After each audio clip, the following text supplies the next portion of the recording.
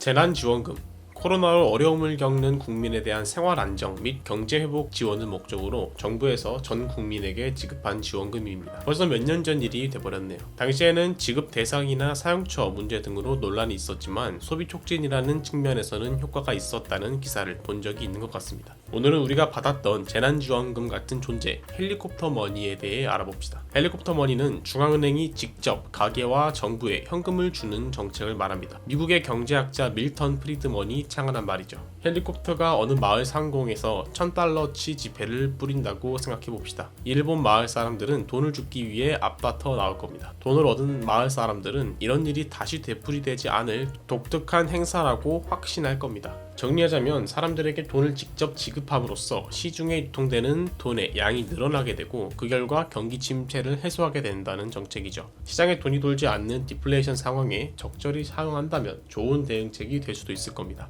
하지만 경제 침체가 모두에게 돈을 줘서 해결되는 문제였다면 애초에 걱정거리가 아니었겠죠. 당연히 헬리콥터 머니는 만병통치약이 아닙니다. 수많은 문제가 있겠지만 대표적으로 모두에게 지급될 돈은 어디에서 나오냐 하는 문제가 남아있을 건데요. 모두에게 돈을 지급하기 위해 돈을 마구잡이로 찍어낸다면 하이퍼인플레이션이 발생해 돈의 가치가 휴지 조각이 될지도 모릅니다. 국채를 발행해 돈을 지급한다면 막대한 국채로 인해 재정 안정성이 흔들릴지도 모르죠. 간단히만 생각해봐도 쉬운 문제는 아닌 것 같습니다. 그렇다면 헬리콥터 머니는 현실적으로 불가능한 정책일까요? 우리가 재난지원금을 받았듯이 헬리콥터 머니가 필요한 상황이 있습니다. 이론상으로 생각해본다면 금리가 매우 낮아진다면 대출이 쉬워지기에 투자 심리가 되살아나 투자가 늘어나야 할 것입니다. 하지만 한 번 닫힌 지갑은 좀처럼 열리지 않는 걸까요? 금리가 낮아졌음에도 불구하고 경기가 나아지지 않고 사람들이 현금만 선호하는 현상에 빠질 수 있습니다. 이러한 상황을 유동성 함정이라고 표현합니다. 참 답답한 상황이죠. 이렇게 유동성 함정에 빠져 답답한 상황에서 오늘의 주인공 헬리콥터 머니가 필요한 것이죠. 아무래도 정부나 중앙은행으로부터 직접 받은 돈이다 보니 경색되었던 투자 심리나 소비를 촉진할 수 있는 것입니다. 오늘은 헬리콥터 머니에 대해 알아봤습니다. 재난지원금처럼 경제적으로 힘들 때 정부가 직접 돈을 준다면 너무 좋겠죠.